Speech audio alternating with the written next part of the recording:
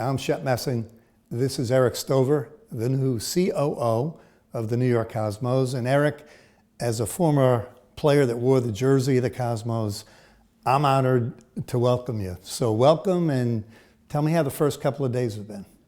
It's been great, and thank you, obviously, Shep, for being here and talking about the Cosmos with us. It's the first couple of days have just been tremendous for me. As I said in the press release, it's just a real honor for me to be associated with this organization. Legendary players like Shep Messing and Pele and Beckenbauer and Canalia. It's really, again, an honor for me.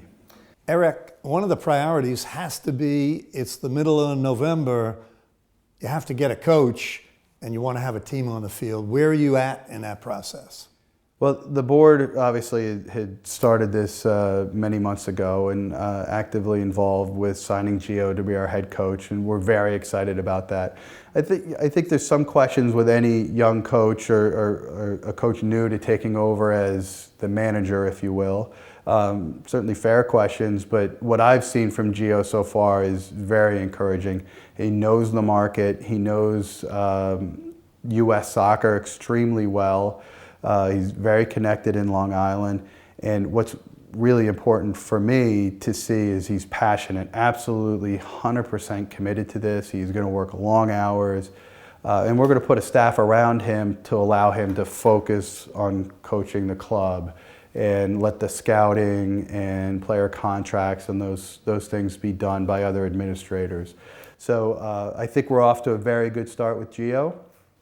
And from there, it'll be filling positions as needed, getting players signed. I'm not going to be involved on this side of the business on a day-to-day basis. I'll be there to support, again, administratively. But Gio's going to have final say on players, and I know the beginning of 2013 is going to be very important for him. The transfer window's open. Players that are out of contract, out of MLS are becoming available. So that's going to be a very important time to building the foundation of the club. Because we're talking soccer, I want to circle back to your background as a sports executive.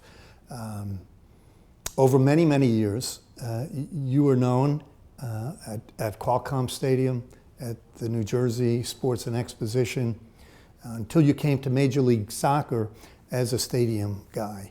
I personally, as an analyst for 10 years, got to know you when you first came into Major League Soccer and watched you over the years you were there. Somewhere along the way, you were spectacular at everything you did. You built a state-of-the-art stadium in New Jersey. Ticket sales, fans, everything went up when you were there. But along the journey, I saw you fall in love with soccer and became a guy that was very attuned to the sport. You also signed Thierry Henry, which is not a bad catch. So talk about that evolution from your sports experience of where you're at today. Yeah, certainly there's criticism of anybody because nobody checks all the boxes, right? And we're in a business where you have to answer to your supporters. And so the criticism of me in the beginning with the Red Bulls was I wasn't a soccer guy, quote unquote soccer guy. It wasn't something I was going to argue with anybody about. It was largely true. I certainly had a passion for it. I grew to love it while I was working at the Meadowlands, and we were bringing in Roma and Manchester City and the English national team. And I was there for some of the greatest moments in MetroStar's history. John Wolniak's volley, full run, left foot, drilled in the corner. I was there and I saw those things. But I wasn't going to get into that debate because I wasn't going to win it. I think for me, with the organization and as I've evolved, it's really about respecting what a proper soccer club is and trying to build that in this market. It's not about a brand for me. I think what people really want here is a club that they can be passionate about, that is similar to the clubs that they support, whether it's from England or Italy or Central America, wherever. And to be true to that foundation, that we are a club and we're not thinking and talking about other things. At the end of the day, for us, it's really going to be about the quality of play on the pitch and sort of our connection with the community and how many people are we putting in the stadium. And not only do we have good attendance, but is it enjoyable? Whether we win, lose, or draw, do people walk away and say, you know what, I had a great time, I'm going to come back.